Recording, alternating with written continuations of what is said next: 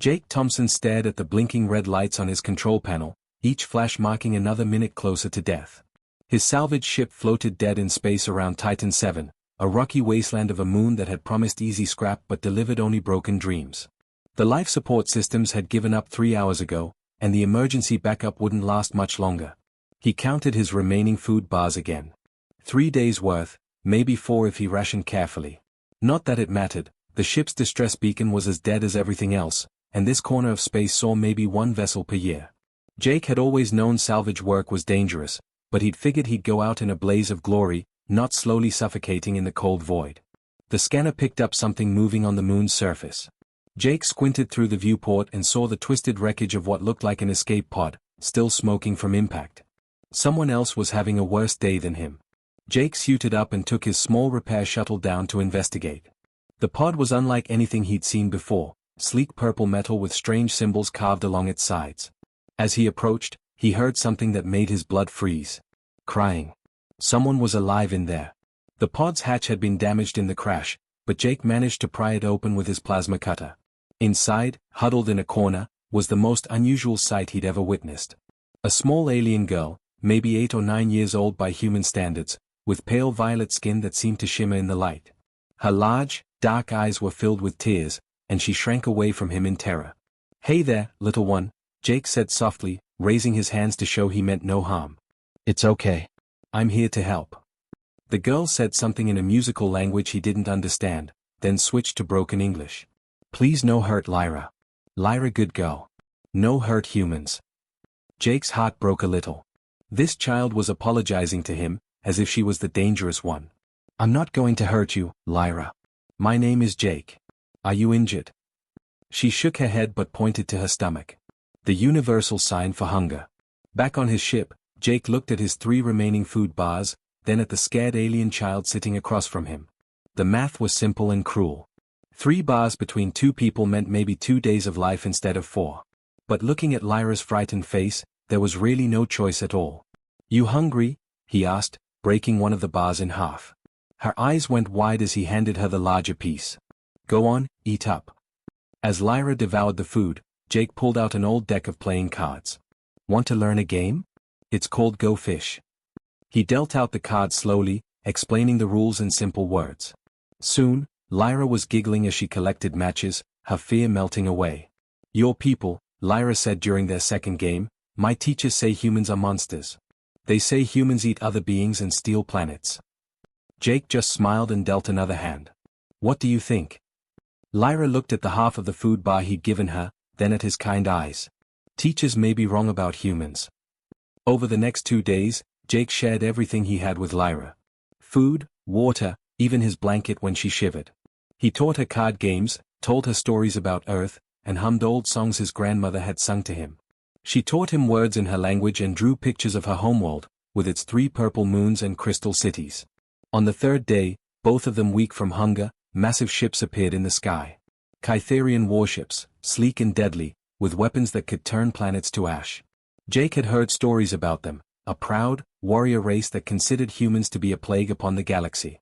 The royal guards that entered his ship were 7 feet tall, armored in gleaming metal, and carried weapons that hummed with deadly energy.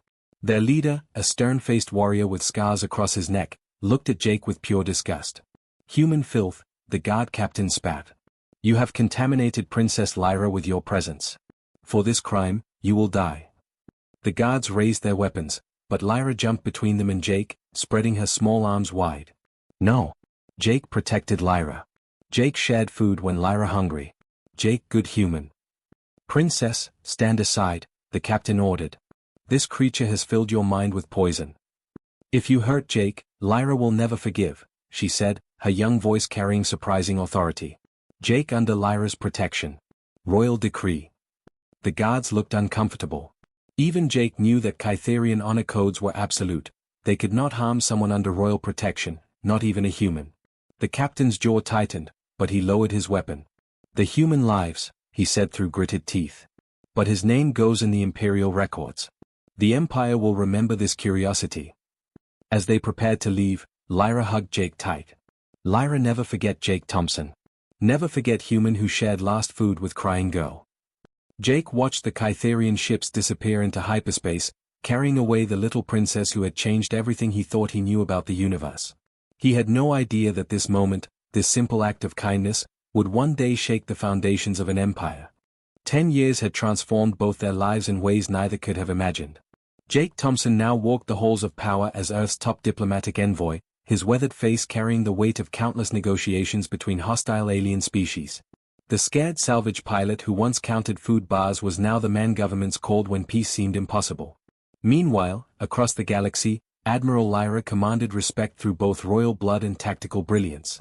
At 28, she was the youngest flag officer in Kytherian military history, her violet skin now bearing the ceremonial scars of a warrior and her eyes holding the cold calculation of someone who had never lost a battle.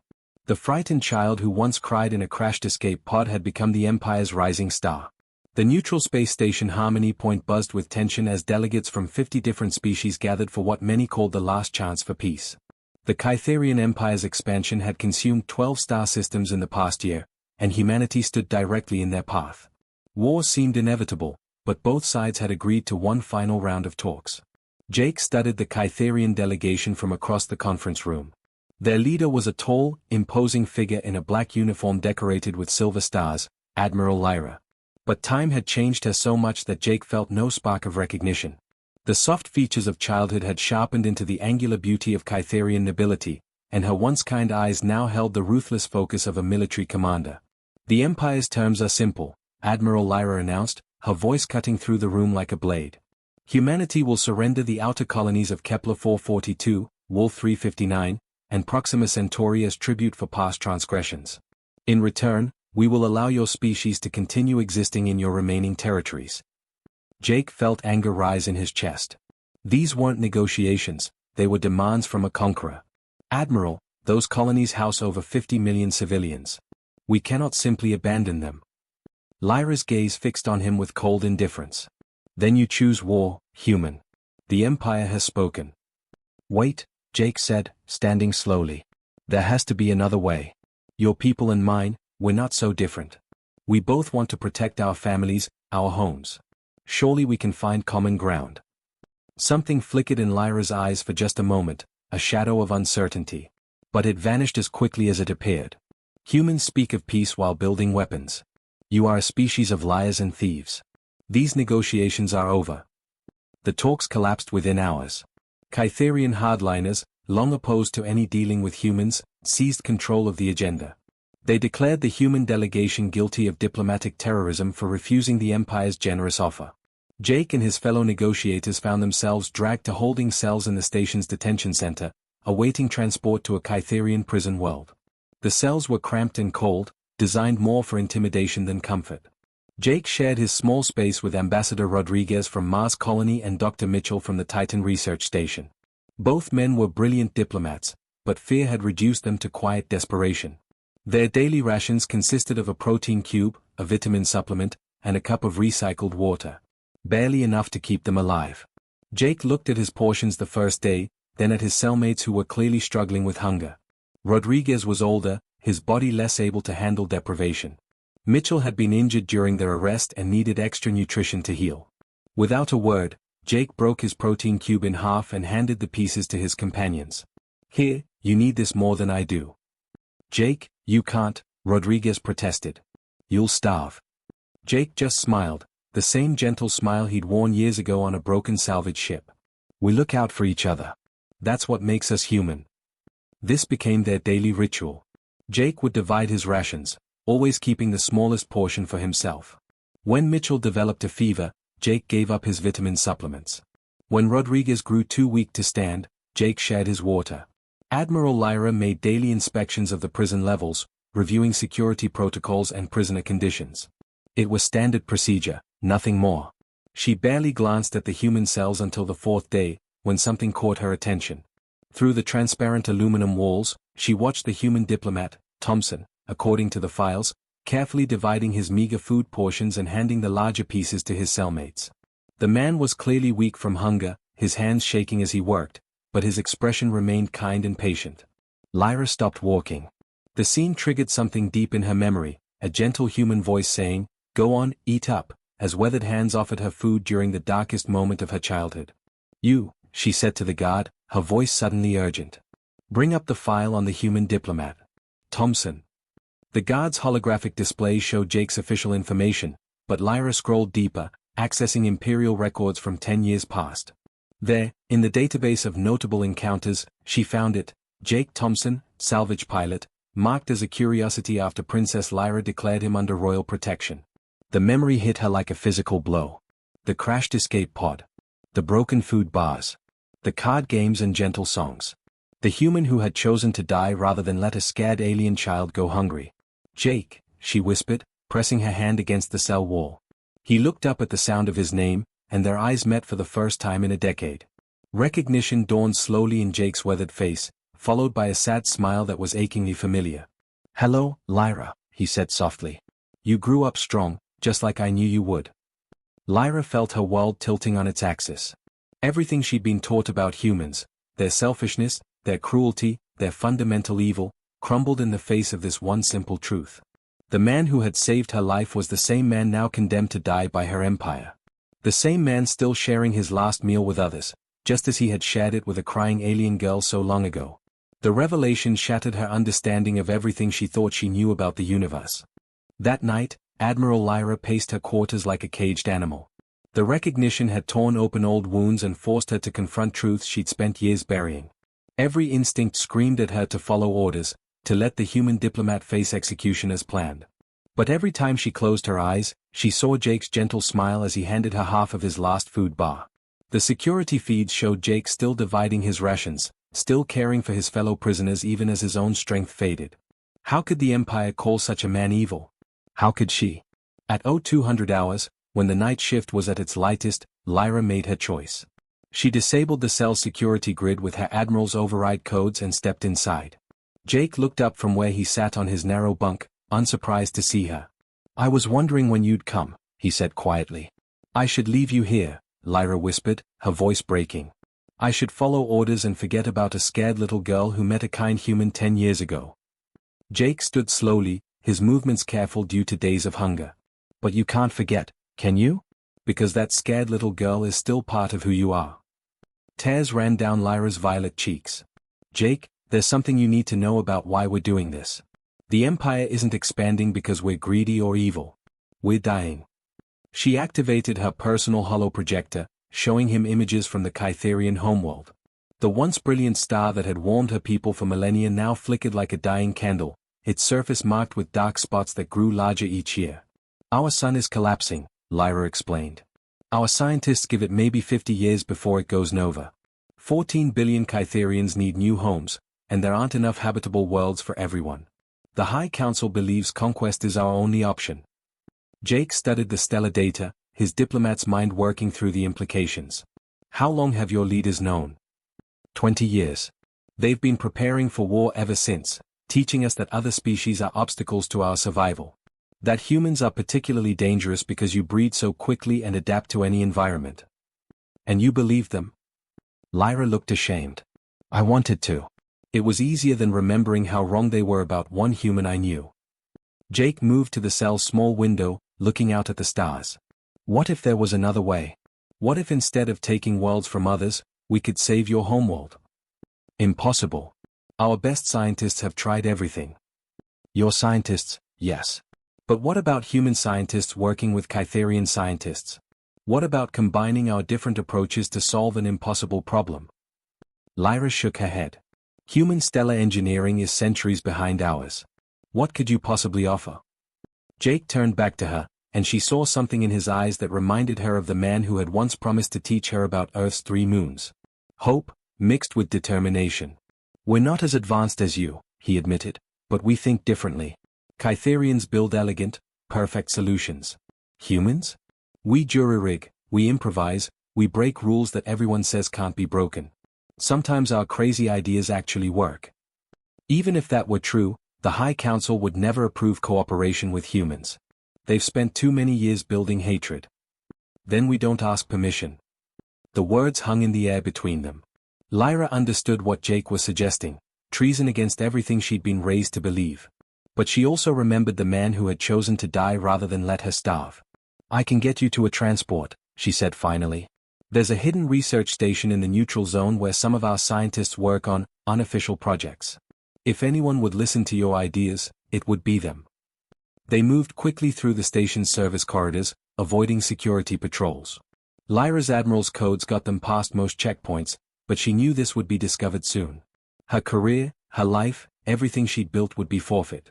At the docking bay, she helped Jake into a small courier ship. The coordinates are already programmed. Tell Professor Vexhan that Princess Lyra requests sanctuary for a friend. Come with me, Jake said suddenly. I can't. My fleet will notice if I disappear. I need to buy you time. But fate had other plans. As Lyra prepared to delete the security logs of their escape, alarms began blaring throughout the station. Through the bay's windows, they saw the massive bulk of a Kytherian dreadnought dropping out of hyperspace, her own flagship, the Vengeance of Stars. Admiral Lyra, came the voice of her second-in-command over the comm system. By order of the High Council, you are under arrest for treason. Surrender immediately. Lyra closed her eyes. They discovered her plans faster than expected.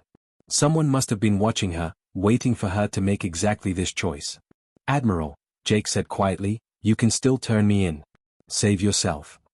She looked at him, this human who had taught her that kindness was stronger than hatred, that sharing was better than taking. Then she looked at her flagship, representing everything the Empire had made her become. No, she said, powering up the courier ship's weapons. I'm done choosing the Empire over what's right.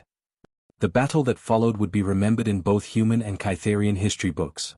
Admiral Lyra, one of the Empire's most decorated officers, fighting alongside the human diplomat she was supposed to execute. Her small courier ship danced around the massive dreadnought, using every trick she'd learned in decades of military service.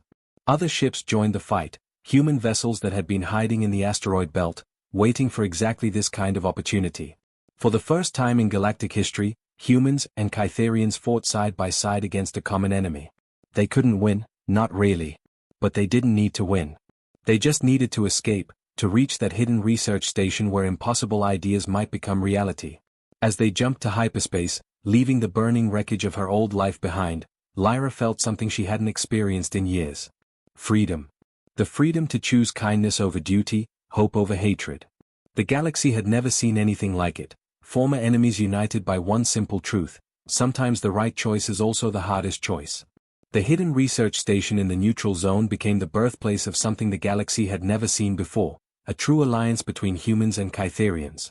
Professor Vexhan, a brilliant scientist who had been quietly questioning the Empire's methods for years, listened to Jake's ideas with growing excitement. Your human approach to stellar manipulation is completely insane, the old professor said, his violet skin flushed with enthusiasm. Which is exactly why it might work. Jake spread out the holographic blueprints he'd been developing with human engineers via encrypted communications. We call it a stellar regeneration array. Instead of trying to stop your sun's collapse, we accelerate it in a controlled way, then use the energy release to reignite the stellar core. It's never been attempted on this scale, Professor Vexhan admitted. The energy requirements alone would drain the power of an entire fleet. That's where Kytherian technology comes in, Jake explained. Your people have mastered energy manipulation in ways we're still trying to understand. Combined with human improvisation and risk-taking, we might actually pull this off. Word of their project spread quickly through underground networks. Kytherian scientists who had grown tired of their empire's endless wars began arriving at the station. Human researchers, smuggled in through diplomatic channels, brought their own expertise. Soon, the small facility buzzed with activity as two species worked together toward an impossible goal. But the Empire's response was swift and merciless. Lyra watched the news broadcasts with growing horror. Her family's ancient house had been stripped of all honors, their ancestral lands seized by the state.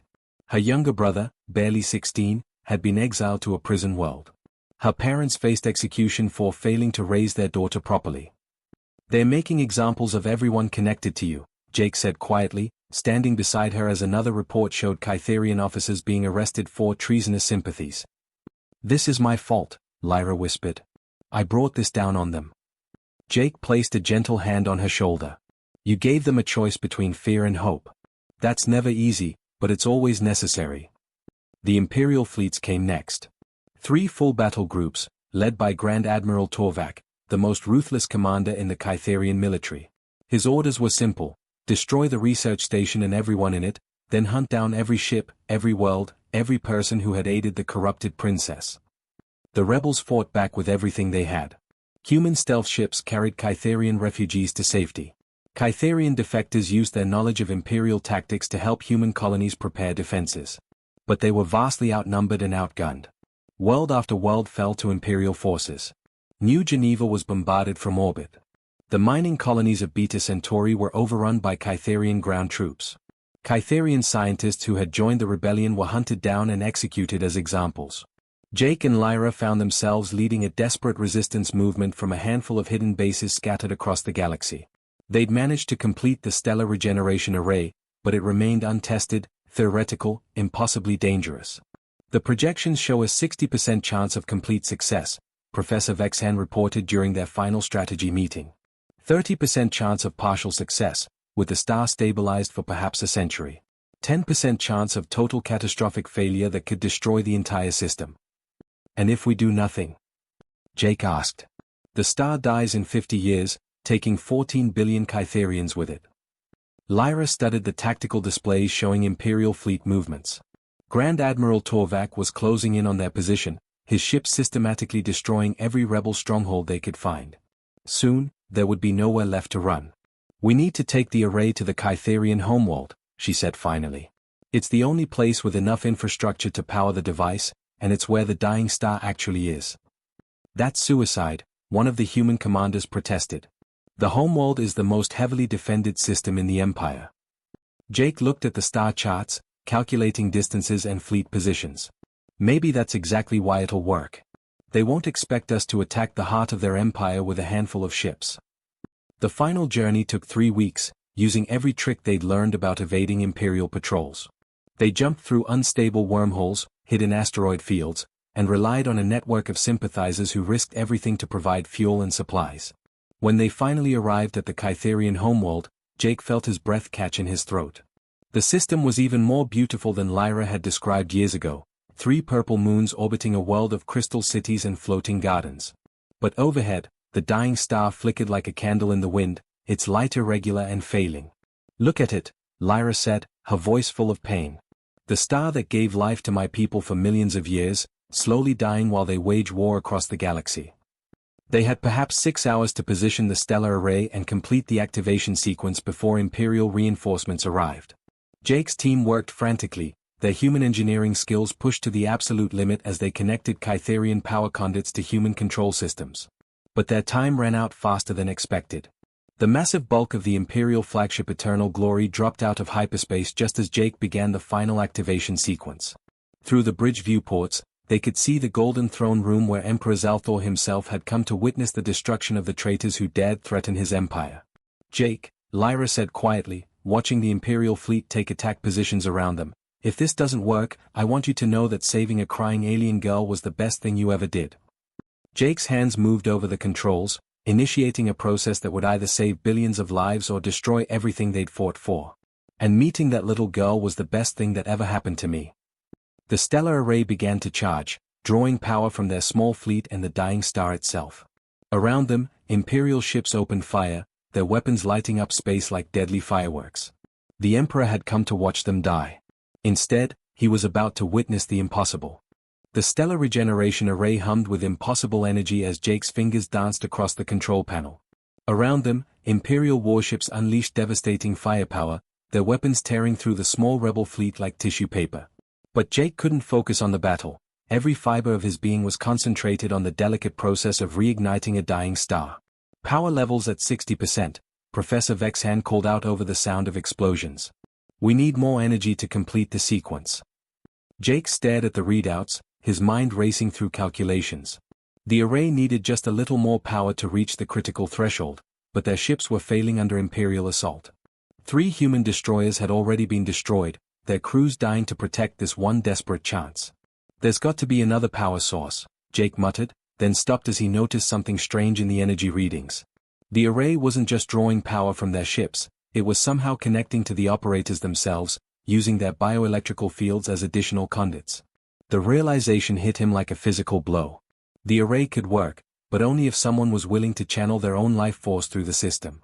It would mean certain death for whoever made the connection. Jake, What are you doing? Lyra asked, seeing him move toward the primary control interface. What I should have done 10 years ago, he said, placing his hands on the bioneural connectors.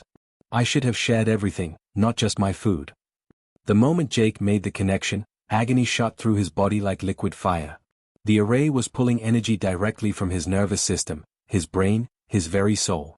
But with that pain came something beautiful. He could feel the dying star responding, its ancient fires stirring back to life.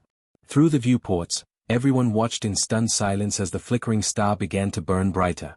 The dark spots that had marked its surface for decades started to fade, replaced by brilliant waves of golden light.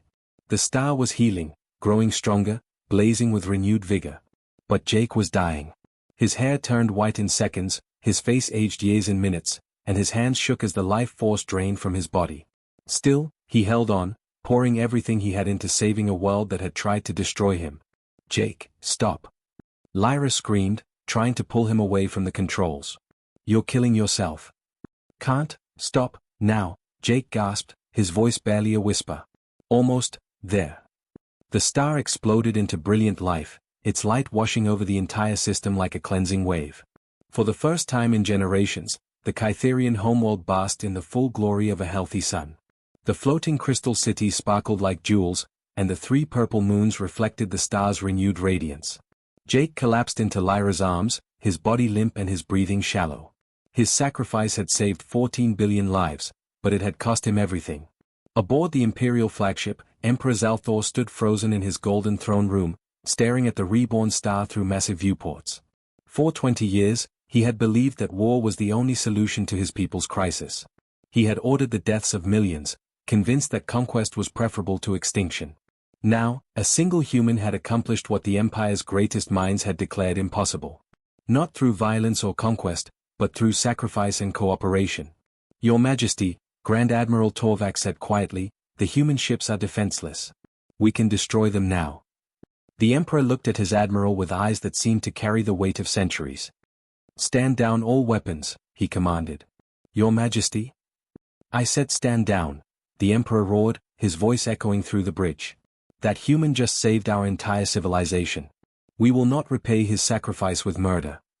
The Imperial fleet slowly powered down their weapons as the Emperor's shuttle departed for the rebel ships. When he arrived, he found Lyra cradling Jake's unconscious form, tears streaming down her violet cheeks as she whispered desperate pleas for him to wake up. The Emperor, absolute ruler of the mightiest empire in the galaxy, walked slowly to where Jake lay. For long moments, he simply stared at the human who had given everything to save people who had tried to kill him. Then, to the shock of everyone present, Emperor Zalthor dropped to his knees. The sight of their emperor kneeling sent waves of disbelief through the Imperial fleet. One by one, every ship's captain followed suit, kneeling on their own bridges. Across the entire star system, millions of Kytherian soldiers, citizens, and officials dropped to their knees as news of the human sacrifice spread. Rise, Princess Lyra, the Emperor said, his voice heavy with emotion. Rise, Empress of the Kytherian people. The coronation took place 3 days later, as Jake slowly recovered in the medical bay. The stellar regeneration process had nearly killed him, but Kytherian medical technology combined with human determination had pulled him back from the brink. He was weak, permanently changed by his ordeal, but alive. I'm not sure I'm ready to be Empress, Lyra confided to him as they watched the preparations through the medical bay's windows. Jake smiled, the same gentle expression that had comforted a frightened child so many years ago. You've been ready since the day you stood between me and those guards. You just needed time to realize it. The ceremony was unlike anything in Kytherian history. Instead of conquest and domination, the new empress spoke of cooperation and understanding. Instead of tribute from conquered worlds, she offered partnership and mutual aid. Jake was appointed as the first human ambassador to the Kytherian Empire, a position that would let him help forge the alliance he'd always dreamed of. But more than that, he became something unprecedented in galactic politics, a symbol of what was possible when beings chose compassion over conflict. Years later, historians would mark this moment as the beginning of the golden age of cooperation. The Kytherian Empire, once feared across the galaxy, became humanity's greatest ally. Together, they explored new worlds, shared technologies, and proved that former enemies could become the closest of friends. And at the center of it all were 2 unlikely companions, a human diplomat who had learned that sometimes the greatest victory comes from giving everything away, and a Kytherian empress who remembered that the most powerful weapon in the universe was an act of simple kindness shared between strangers in the dark. The little girl who had once cried alone on a barren moon now ruled an empire built on hope instead of fear. And the man who had shared his last meal with her had saved not just her life, but the souls of her entire people. Their story became legend, told on 1,000 worlds as proof that even in the vastness of space, one act of kindness could change the destiny of entire civilizations.